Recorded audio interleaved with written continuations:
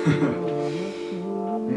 guys, it's Joel here, it's Gallucks, and welcome back to my YouTube channel. I'm currently holding my cat hostage because she doesn't love me and she wants to run away. Like now. Oh. Carry on regardless of whether I have a cat next to me or not, even though they make me quite happy. Before I get into things, if you do like this kind of video, don't forget to subscribe. If you don't like this kind of video, that's fine. No one is making you watch it. You're allowed to go off and do something else that you might find more interesting. But I just really want to talk about these things today, so I thought I would do it. Anyway, I'm filming in the lounge again today, mainly because my bedroom is an absolute mess. It's a pigsty, and I just did not have the capacity to start tidying it today, or I just didn't get around to it, because I'm a serious procrastinator. I'll do anything else except for tidy my room. So I've been wanting to do a video like this for quite a while, actually. I thought today, because it is World Mental Health Day, was the perfect opportunity to kind of talk about this kind of topic and raise this kind of discussion.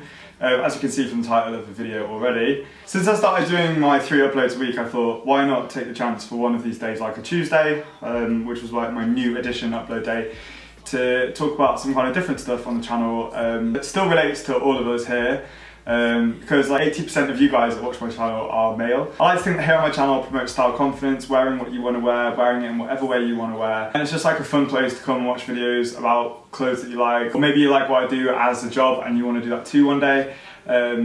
Just all around kind of positive vibes and kind of standing up for what is right. Flashback to my last video where I called out people for being snobs about affordable clothing. Thank you, by the way, for all the discussion points in the comments on that video, because it is nice to see how passionate everyone is about this kind of thing as well. And at the end of the day, they are just clothes, and I don't think anyone should get in a huff and puff or really seriously angry about this kind of thing. Like, obviously, I got quite passionate on my last video about it, and you get quite heated and stuff like that, but I don't think badly of anyone, and I don't think anyone should feel kind of hatred towards someone else because of clothing. Now, I don't know if you guys have seen in the past couple of days, probably only if you're in the UK, I don't know if this spread to like the US, we have a programme here in the UK called Love Island that was on earlier this year.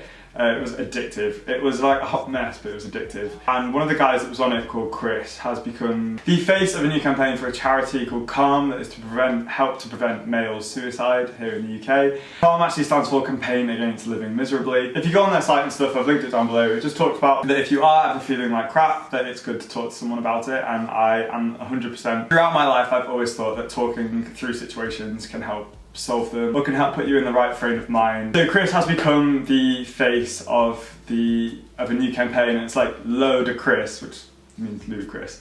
And it's him, it's shot by Rankin, who's a famous fashion photographer, if you didn't know that. And it's him like with this bottle of water, and it's like one of his tears going into it, and it's saying like, don't bottle it up. And it's true, there's a definite social stigma around guys not talking about their feelings, or if something's getting them down or something like that, and kind of just like carrying on with life. I took some interesting facts down from the CALM website. This is from 2014, but it says out of 6,109 suicides in the UK, 4,623 of them were male, which is 76%. So in 2014, 76% of the suicides in the UK were men.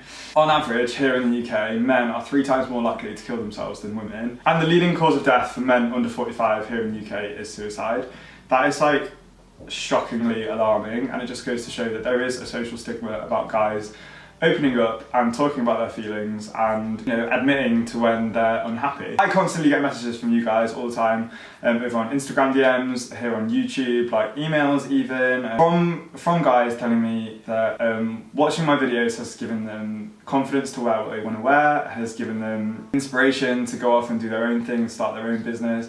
And that is exactly what I want, and exactly why I'm here. It's why I've had my blog for like 7 years. I've been YouTubing for like 2-3 years now. And when I think about things, and when I think about like why am I doing this and all that, like that is the reason.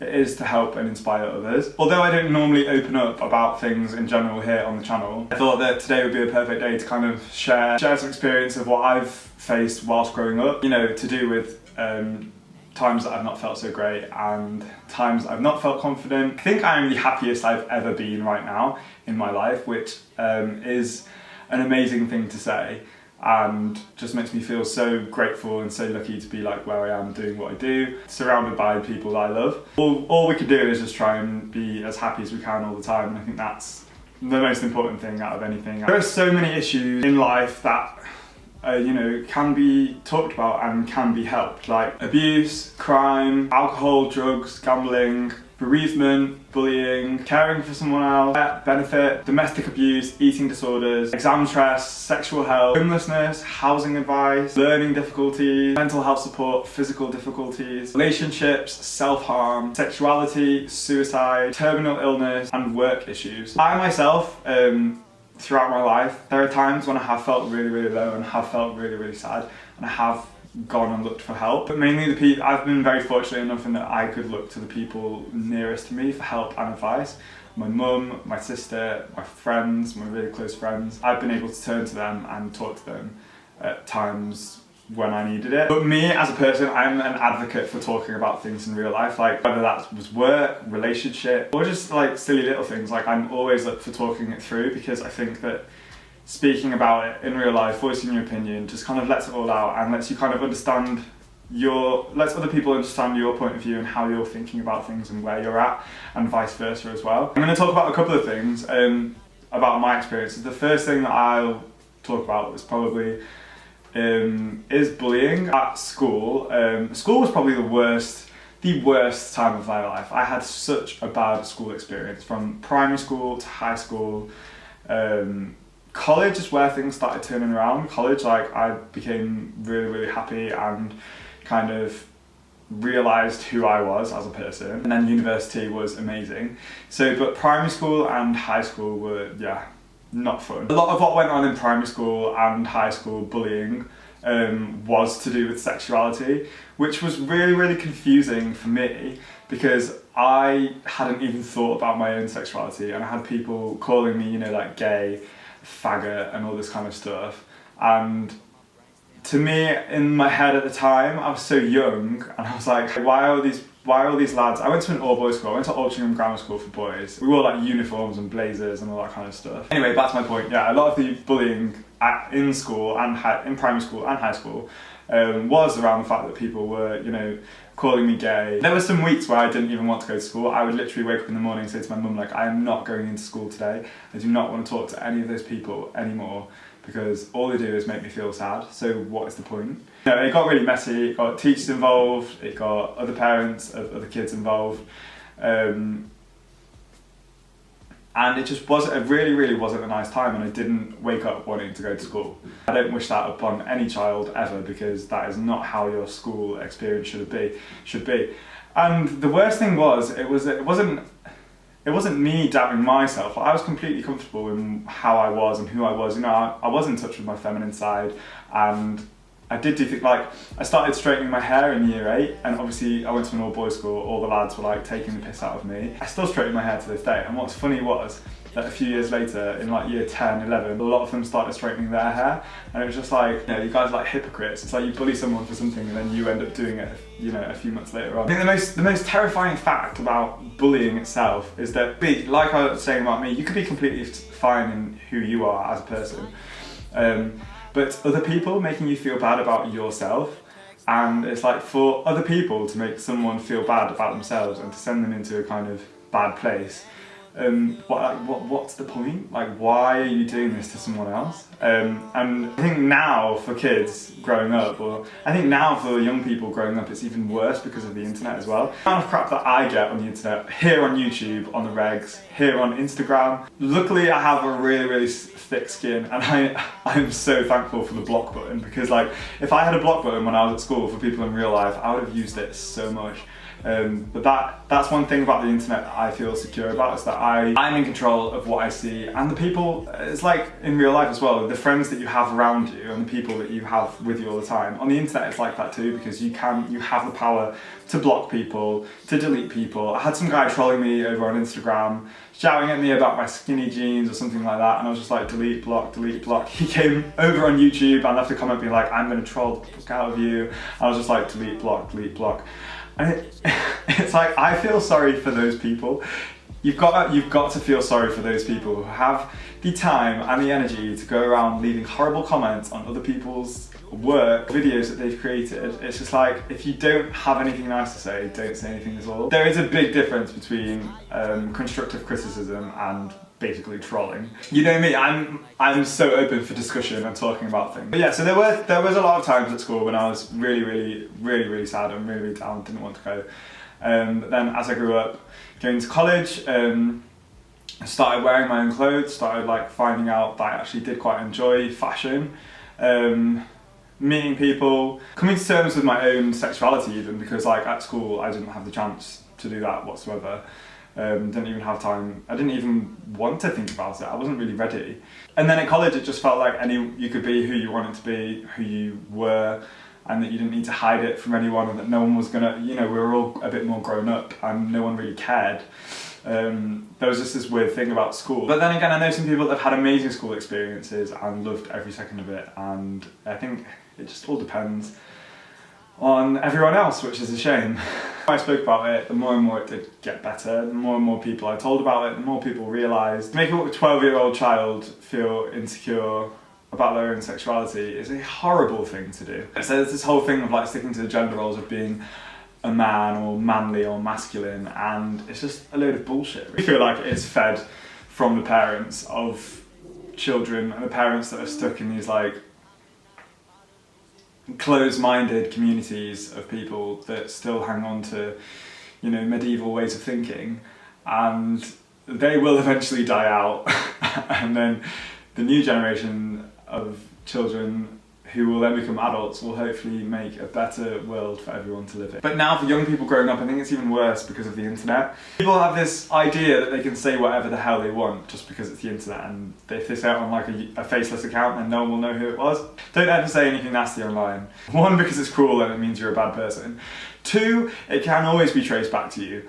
Don't ever think that it ever won't be, because it can be. I know people that haven't got jobs because of what they've said online, and I know people that have been arrested because of what they've said online, and it's getting more and more serious. Things that have been happening online, having real life repercussions for people. I genuinely think YouTube is one of the worst spaces for online hate. It's actually disgusting. And a lot of these people would not say these things in real life, and they're just keyboard warriors that think that because they're behind a computer that they can say it, and it's not okay. I think people should be honest but considerate online as well. Like I said in my last video, like, you don't know where people have been, you don't know what they're going through, and you don't know what their day's been like. And I just think it's really important to hold yourself online as you would hold yourself in real life. Please don't take this as a coming out video, because it's not. Because if you've watched my channel for a while, I've always spoken about being gay. I've always spoken about I had an ex-boyfriend, I was with him for 4 years. In my eyes, my channel is about personal style and confidence, and me being gay has nothing to do with it. I feel really sorry for the people that comment on my videos. You know, I remember one video, I think I got a present for my boyfriend, and I was like, oh, this is for my boyfriend. And some guys were commenting, being like, didn't know you had a boyfriend, definitely unsubscribing, and all this stuff, and it's hilarious because I feel so sorry for them, because they liked my channel enough to subscribe, they liked my style enough to watch a video, they like me enough to watch another video, and then as soon as they hear they had a boyfriend, they're like, no, unsubscribe. There is something definitely wrong with the way that we're brought up and the way that some people think about things. I just find it difficult in my head, because to me, sexuality I couldn't give a rat's ass about someone's sexuality. Like, to me it makes no difference, because why would it? It's just so stupid. The amount of people that still, it's shocking, the amount of people that still have this thing about being gay, and it's like, dude, animals are gay. If your God is real and didn't want things to be gay, he wouldn't make gay animals. Anyway, we're not getting into that right now. This is about other things. Next thing to talk about is work. So before I went freelance into fashion blogging / YouTubing full time, I was extremely unhappy in all of the jobs that I had. One of the jobs that I had before I went into full-time fashion blogging and YouTubing, I was very unhappy at work. And I think people around me could tell. My boyfriend at the time was getting annoyed with me because I was bringing him down because I was so sad, and that can happen. I just found myself complaining all the time. I was I was an unhappy, grumpy person, and that was not a nice place to be in myself. What it was, I really didn't get on with another member of staff, to the point where I didn't want to go into work.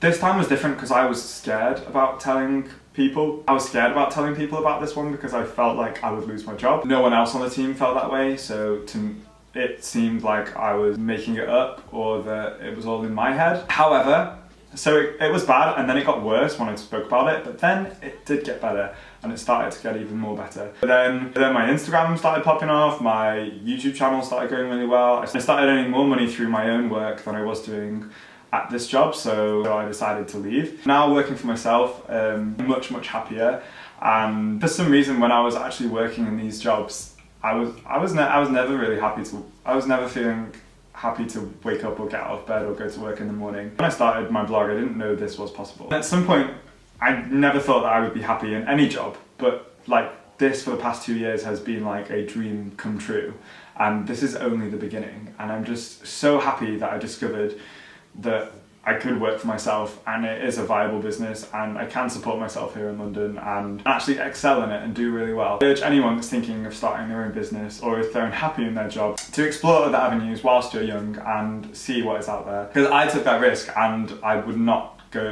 change it for the world. And I think that took a lot of self-confidence that I had built up over the years in my own sense of being. Does that make sense? This kind of section I want to talk about is relationships. So I've been single since May now, so May, June, July, August, May, June, July, August, September, October, like 5 months now, and this is the first time that I've been properly single in the past 5 years, because I had a relationship that was for 4 years and then a relationship that was for 1 year, and that was since the start of university. Finally, like after 5 months of being single, finally figuring out what it is like to be single. And obviously I have all my close friends and family and I've got you guys, but it is really interesting to see how you function as a person by yourself. I think past relationships have made me realise that you yourself can never actually be happy in a relationship unless you're 100%, 110% happy with yourself before going into it. You know, some of my exes didn't fully support my job that I do now.